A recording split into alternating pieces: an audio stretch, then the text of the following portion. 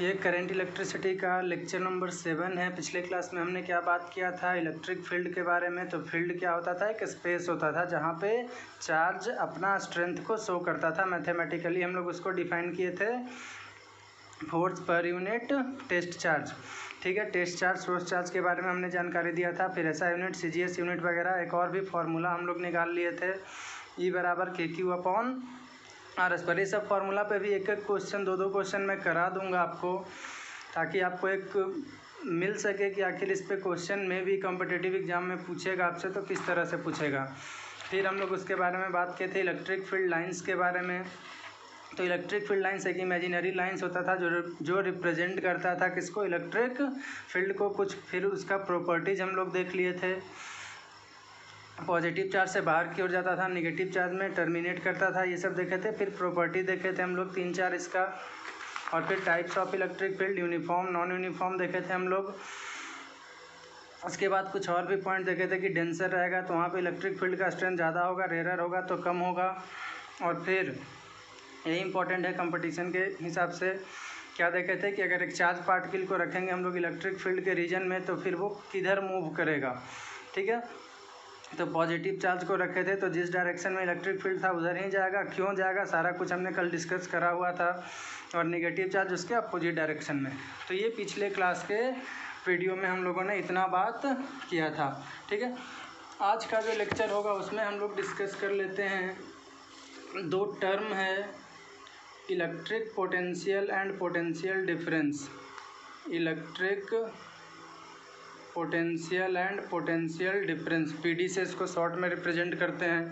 तो देखो, ये पढ़ने से पहले हम लोग डिफाइन कर लेते हैं एक टर्म है, कौन सा, पोटेंशियल। देखो पोटेंशियल क्या होता है, जैसे मान लेते हैं कि आपको पहले इसका बेसिक अर्थ समझाते हैं। ये मान लेते हैं एक बोतल है या एक ग्लास है, जो भी समझो, इसमें पानी भरा हुआ है और दूसरा एक ग्लास ये खाली है।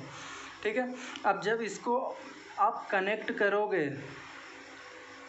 तो क्या होगा, इसमें से पानी इसमें जाना शुरू हो जाएगा।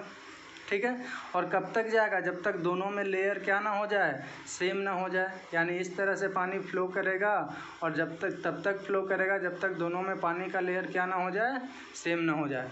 ठीक है, तो इसमें हम लोग बोलेंगे कि ये हायर पोटेंशियल पे था और ये लोअर पोटेंशियल पे था। तो हायर पोटेंशियल से पानी का फ्लो हुआ लोअर पोटेंशियल की तरफ। ठीक है, ऐसा कुछ भी आप देख सकते हो।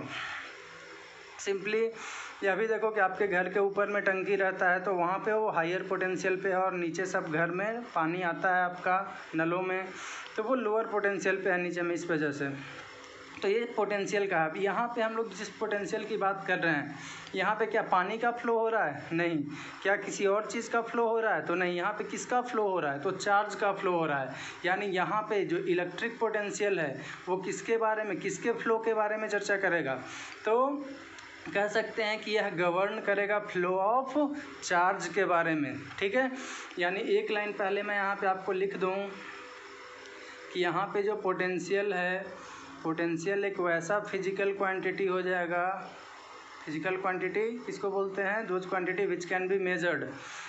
तो यह एक वैसा फिजिकल क्वांटिटी है जो गवर्न करता है, which governs the flow of charges between bodies. यानी जो बॉडीज़ के बीच में चार्ज के फ्लो को गवर्न करता है, उसको हम लोगों ने क्या नाम दे दिया है, पोटेंशियल नाम दे दिया है। ठीक है, नेक्स्ट पॉइंट पे हम लोग एक और भी इसमें क्या चर्चा कर सकते हैं कि इलेक्ट्रिक फील्ड, जैसा हम लोग पिछले क्लास में क्या देखे थे कि छोड़ो, इलेक्ट्रिक फील्ड हमने पढ़ लिया है पिछली क्लास में। फिलहाल यहाँ पे इलेक्ट्रिक पोटेंशियल की बात करते हैं एंड पोटेंशियल डिफरेंस की। तो देखो, मान लेते हैं कि यह कोई एक चार्ज पार्टिकल यहाँ पे रखा हुआ है। अब इसके चारों तरफ क्या होगा, कुछ ना कुछ होगा फील्ड, इसका इलेक्ट्रिक फील्ड यही होगा इसका। ठीक है, अब एक चार्ज पार्टिकल को मान लेते हैं कि यहाँ पे रख दिए हैं। ठीक है, Q को या Q0 कुछ भी मान लो, या Q1 मान लो, और दूसरा ये मान लेते हैं कि यहाँ पे एक चार्ज पार्टिकल रखा हुआ है Q2। अब बताओ, क्या इस चार्ज को हम इस चार्ज के नज़दीक लाएंगे तो कुछ काम करना पड़ेगा, वर्क डन क्या होता है, फोर्स लगाओ और डिस्प्लेसमेंट हो गया तो उसी को वर्क डन कहते हैं।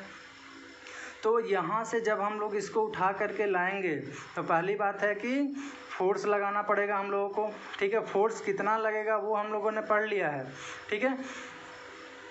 अब इसको जब यहाँ पे लाएंगे हम लोग इस चार्ज के पास तो डिस्प्लेसमेंट भी होगा, मतलब वर्क डन होगा। तो और इस पॉइंट को हम लोग बोलते हैं, जैसे ही इलेक्ट्रिक फील्ड के रीजन से बाहर थोड़ा सा भी हो गया तो हम लोग उस पॉइंट को बोलते हैं इन्फिनिटी का पॉइंट। तो इस इन्फिनिटी के पॉइंट से इस क्यू चार्ज के पास लाने में काम करना पड़ रहा है, वर्क डन हो रहा है। तो जितना वर्क डन हुआ उसी को हम लोग बोलते हैं इलेक्ट्रिक पोटेंशियल। फिर से सुनो, the amount of work done in moving a charged particle from infinity to a point inside the region of electric field। ये इलेक्ट्रिक फील्ड का रीजन है। अब इस इलेक्ट्रिक फील्ड के रीजन में लाने में इस चार्ज पार्टिकल को जितना काम करना पड़ेगा वही है इलेक्ट्रिक पोटेंशियल। फिर से एक बार सुन लो, याद हो जाना चाहिए बिल्कुल। एक चार्ज पार्टिकल को इन्फिनिटी से अंदर में लाने में यानी इलेक्ट्रिक फील्ड के रीजन में लाने में जितना काम करना पड़ेगा that is known as electric potential. And what is potential difference, तो इलेक्ट्रिक फील्ड के ही रीजन में एक पॉइंट से दूसरे पॉइंट पे ले जाने में जितना काम करना पड़ेगा। अब इसको यहाँ से भी तो इसके नज़दीक में लाओगे तो रिपेल होगा, रिपल्सिव फोर्स लगेगा, मतलब फोर्स लग रहा है। तो फोर्स लग रहा है और मूव कराओगे जब तो डिस्प्लेसमेंट भी होगा। तो इलेक्ट्रिक फील्ड के रीजन में ही एक पॉइंट से दूसरे पॉइंट पे ले जाने में जितना काम करना पड़ा उसको पोटेंशियल डिफरेंस, यानी पोटेंशियल डिफरेंस दो पॉइंट के बीच में इलेक्ट्रिक फील्ड के अंदर में ही। और अगर इन्फिनिटी से लाना है इस पॉइंट पे तब हम उसको क्या बोलते हैं, electric potential.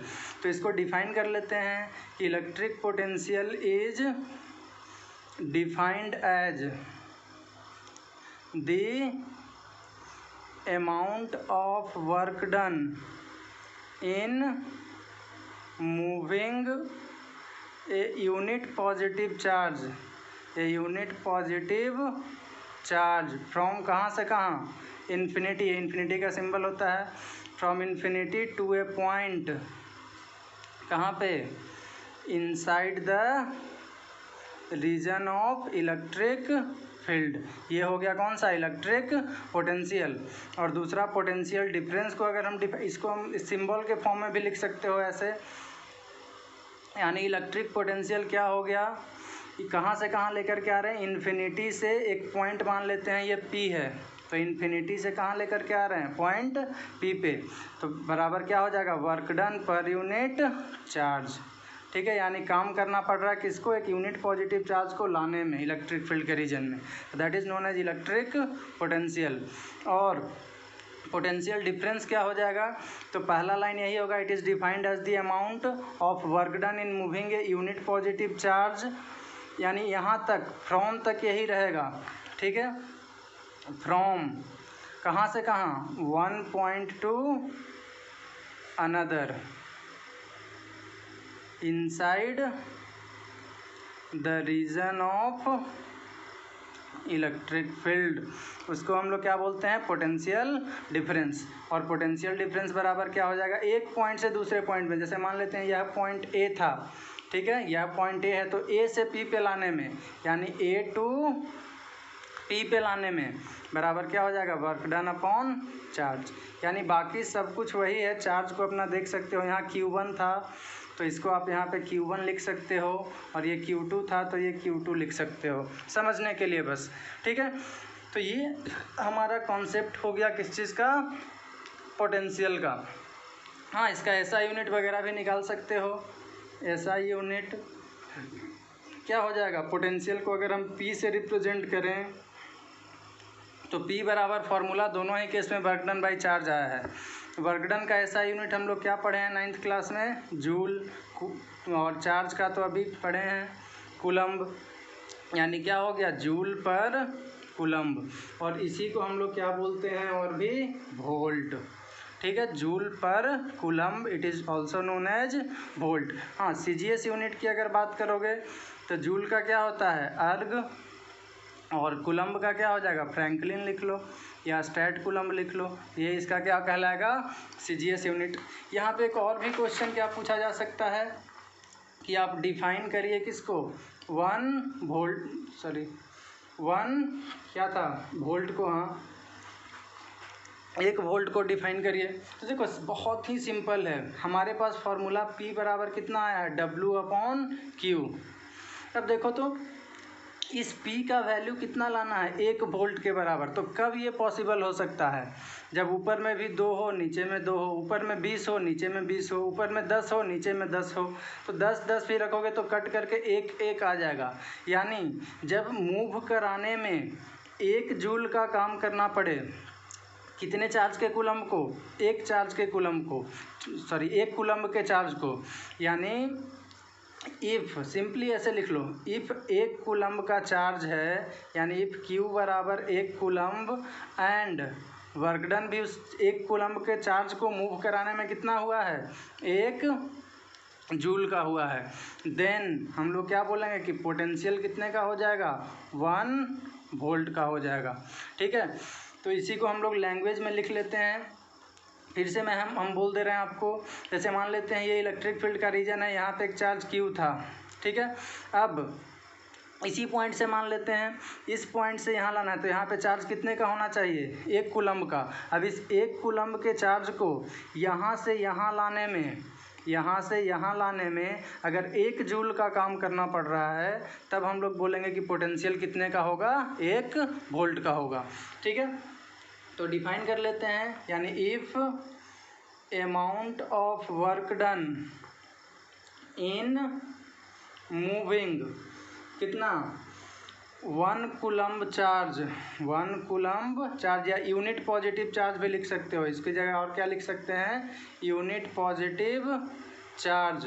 If amount of work done in moving unit positive charge from 1 point to another, एक पॉइंट से दूसरे पॉइंट पे, या इसको और भी क्या लिख सकते हो, from infinity to a point inside electric field, दोनों लिख सकते हो। From 1 point to another is 1 joule, then potential is said to be of 1 volt. ठीक है, तो ये पोटेंशियल का कॉन्सेप्ट हो गया। और नेक्स्ट पॉइंट में क्या है कि यह एक स्केलर क्वांटिटी होता है। ठीक है, क्यों स्केलर क्वांटिटी है भाई, तो वर्क डन स्केलर, चार्ज भी स्केलर, तो scalar upon scalar it is scalar. यानी कह सकते हैं कि यह भी एक ऐसा क्वांटिटी होता है, स्केलर क्वांटिटी होता है। तो यह सब कुछ बात हम लोग कर लिए पोटेंशियल के बारे में। अब जो हम लोग टॉपिक स्टार्ट करने जा रहे हैं वो क्या है, करंट के बारे में। ठीक है, तो करंट क्या होता है, अब करंट यानी इलेक्ट्रिक करंट के बारे में हम लोग अब चर्चा करेंगे। ठीक है, अब आपका टॉपिक इलेक्ट्रिक करंट, तो पहले क्लास में ही हम लोग पढ़ लिए थे, क्या होगा इलेक्ट्रिक करंट, किसका फ्लो होगा डेफिनेट डायरेक्शन में, तो चार्ज का फ्लो होना चाहिए। ठीक है, यानी क्या लिख सकते हैं, the rate of flow of किसका, चार्ज का, या इलेक्ट्रॉन्स का भी लिख सकते हो, in a definite direction is called electric current. ठीक है, रेट का मतलब अपॉन टाइम, यानी करंट को I से रिप्रेजेंट करते हैं, तो I बराबर क्या हो जाएगा, किसका फ्लो है, चार्ज का, यानी Q/T। ये इसका फॉर्मूला बन गया, I बराबर Q/T। क्लियर है इतना। अब नेक्स्ट जो हम लोग बात करते हैं, इसका यहीं पे SI यूनिट वगैरह निकाल लेते हैं। तो SI यूनिट क्या हो जाएगा, चार्ज का कूलम्ब और टाइम का सेकंड, यानी कूलम्ब पर सेकंड, और इसी को बोलते हैं एम्पियर। ठीक है, ध्यान रखिएगा A स्मॉल होगा, इसमें क्या हो जाएगा, एम्पियर। ठीक है, अब ये स्केलर क्वांटिटी है कि वेक्टर क्वांटिटी है, तो यह एक it is a scalar quantity, यह कैसा क्वांटिटी हो जाएगा, स्केलर क्वांटिटी हो जाएगा। यहीं से आपको और भी क्या बोल सकता है कि डिफाइन कीजिए 1 एम्पियर को, तो 1 एम्पियर को अब आप खुद से डिफाइन कर सकते हो, कब, जब चार्ज 1 कूलम्ब का कितने देर में, 1 सेकंड में। यानी कोई भी एक कंडक्टर है, ठीक है, उसमें 1 कूलम्ब का चार्ज 1 सेकंड में फ्लो हो रहा है, तब हम लोग उसको क्या बोलेंगे कि वो कितना है 1 एम्पियर। यानी सिंपली क्या लिख सकते हैं, इफ़ क्यू बराबर कितना 1 कूलम्ब का चार्ज और टाइम बराबर कितना 1 सेकंड, ठीक है, देन करेंट आई बराबर कितना हो जाएगा 1 एम्पियर, ठीक है। तो ये इसका सिंपल सा डेफिनेशन हो गया। अब अगर रियली में एक यहाँ पे और भी बात मैं बता दूँ कि आपके सिलेबस तक ये स्केलर क्वांटिटी ठीक है, लेकिन रियली में अगर आप पूछोगे तो यह एक टेंसर क्वांटिटी होता है, ठीक है, ये ध्यान रखोगे। अगर टेंसर भी ऑप्शन में रहा तो आप टेंसर क्वांटिटी को ही टिक करोगे, क्योंकि रियली में करंट कैसा क्वांटिटी होता है, टेंसर क्वांटिटी होता है, ठीक है। अब नेक्स्ट हम लोग जो इसका बात कर रहे हैं कि नेक्स्ट पॉइंट पे हम लोग बात कर रहे हैं, देखो अब हमारे पास फॉर्मूला क्या आ गया, आई बराबर क्यू अपॉन टी। ऑल्सो हम लोग क्या पढ़ चुके हैं, क्वांटाइजेशन ऑफ चार्ज से क्यू बराबर एन इंटू ई, तो इसको यूज कर लो। तो एक फॉर्मूला बन गया आई बराबर क्यू अपॉन टी, क्यू बराबर कितना लिख सकते हैं N into E upon T. सबका बारे में आप जान रहे हो, आई करेंट है, क्यू चार्ज है, टी टाइम है, एन नंबर ऑफ इलेक्ट्रॉन्स है, ई का वैल्यू जान रहे हो 1.6 इंटू 10⁻⁻19 टी टाइम है, ठीक है। तो ये हो गया। कुछ न्यूमेरिकल्स इस पे कर लेते हैं। जैसे पहला मान लेते हैं कि क्या है, find number of electrons in 5 coulomb of charge. 5 coulomb charge में आपको नंबर ऑफ इलेक्ट्रॉन्स निकालना है। तो नंबर ऑफ इलेक्ट्रॉन्स निकालना है, पहले आप लिख लो, जब भी न्यूमेरिकल सोल्व करो तो जो भी इसमें डाटा है उसको आप लिख लो। तो एन आपको निकालना है, ये 5 कूलम्ब क्या है, कूलम्ब चार्ज है, यानी क्यू बराबर दे दिया कितना 5 कूलम्ब, ठीक है।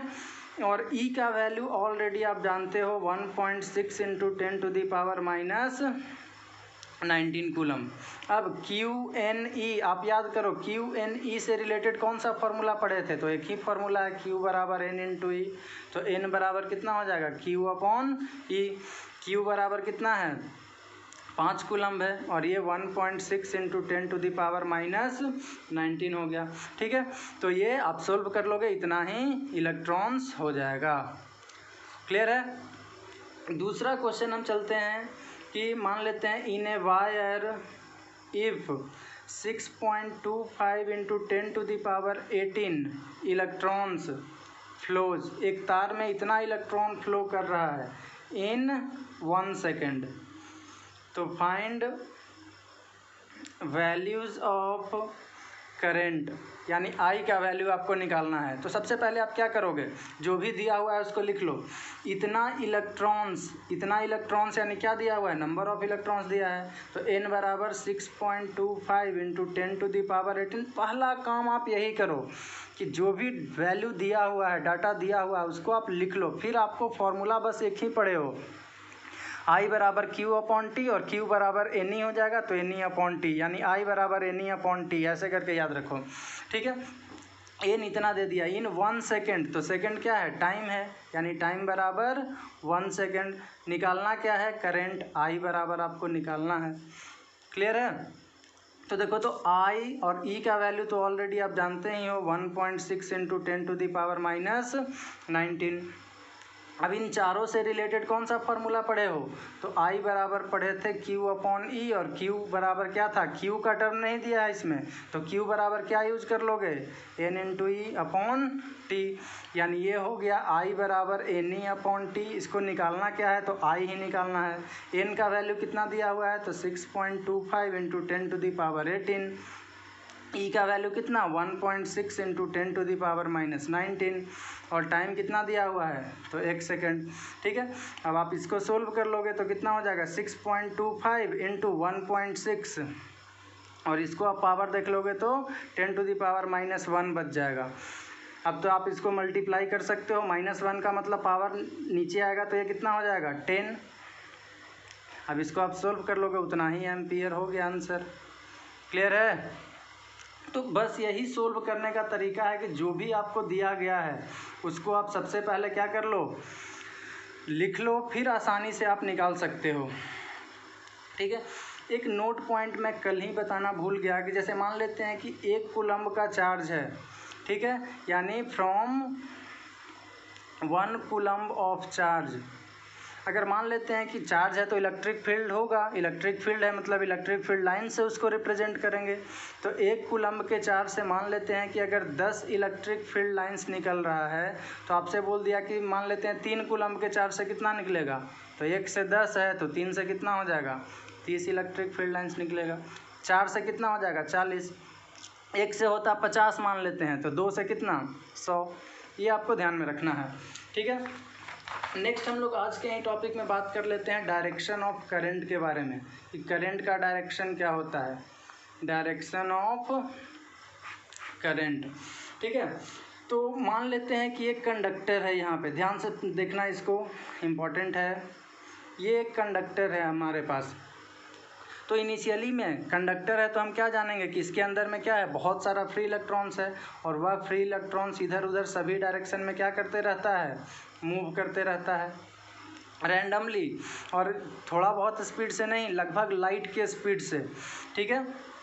क्या देखें हम लोग, एक कंडक्टर लिए, उस कंडक्टर के अंदर में क्या होता है, फ्री इलेक्ट्रॉन्स होता है, और वह फ्री इलेक्ट्रॉन्स क्या होगा, वाइब्रेट करते रहता है रैंडमली इधर उधर in all possible directions with the speed comparable to light, यानी लगभग लाइट के स्पीड के बराबर, ठीक है। यानी इस बात को हम लोग यहाँ पे एक पहले लिख लेते हैं, यानी वी टेक ए कंडक्टर, बहुत अच्छे से समझ में आएगा आपको। We take a conductor in which, जिसमें क्या है, in which enormous amount of free electrons are, क्या कर रहा है, moving randomly in all directions with speed लगभग कितना, लाइट के स्पीड के बराबर, यानी 3 × 10⁸ मीटर पर सेकेंड से वाइब्रेट कर रहा है बहुत तेज़ी से ये, ठीक है। अब हम लोग इसमें क्या करेंगे, अब इसमें हम लोग क्या ऐड कर देंगे, तो एक बैटरी को ऐड कर देते हैं, यानी एक्सटर्नल सोर्स लगा देते हैं, ठीक है। तो मान लेते हैं ये बैटरी है, बैटरी के बारे में भी बताऊंगा। तो ये पॉजिटिव है, बड़ा वाला पॉजिटिव होता है, छोटा वाला नेगेटिव होता है। तो अब देखो, पॉजिटिव यहाँ से ऐसे निकलेगा, ये प्लस हो गया और इस साइड में माइनस हो गया। तो अब क्या आप मेरे को बता सकते हो कि प्लस इधर है माइनस इधर है, तो इलेक्ट्रिक फील्ड कैसे सेट हो जाएगा। इलेक्ट्रिक फील्ड प्लस से निकलता है माइनस की तरफ जाता है, यानी इलेक्ट्रिक फील्ड कुछ ऐसा सेट हो जाएगा, इसमें कोई संदेह है। तो ये इलेक्ट्रिक फील्ड हो गया इस तरह से, ठीक है। अब इसके अंदर में इलेक्ट्रॉन्स है, तो यह जो इलेक्ट्रॉन है वो किधर जाएगा, ध्यान देना, यह इलेक्ट्रॉन जो है ये फ्री इलेक्ट्रॉन्स ही है ना, तो यह इलेक्ट्रॉन किधर जाएगा, तो यह इलेक्ट्रॉन निगेटिव है, इलेक्ट्रॉन निगेटिव होता है, -1.6 × 10⁻⁻19। इलेक्ट्रॉन निगेटिव, प्रोटॉन पॉजिटिव होता है, न्यूट्रॉन न्यूट्रल होता है। तो यह निगेटिव वाला किधर जाने की कोशिश करेगा, पॉजिटिव की तरफ, यानी ये जो जितना भी इलेक्ट्रॉन इधर उधर घूम रहा था वो सारा का सारा कौन से डायरेक्शन में आने की कोशिश करेगा, जिस डायरेक्शन में इलेक्ट्रिक फील्ड है उसके उल्टे डायरेक्शन में। यानी अगला फिगर हम बनाएं इसका, तो इसका फिगर कुछ ऐसा आ जाएगा। ये है, हमने यहाँ से एक बैटरी को एक्सटर्नल सोर्स को कनेक्ट किया है, तो इलेक्ट्रिक फील्ड इधर सेट हुआ है, जिसकी वजह से जितना भी फ्री इलेक्ट्रॉन्स था वो क्या करेगा, इस डायरेक्शन में मूव करना शुरू हो जाएगा।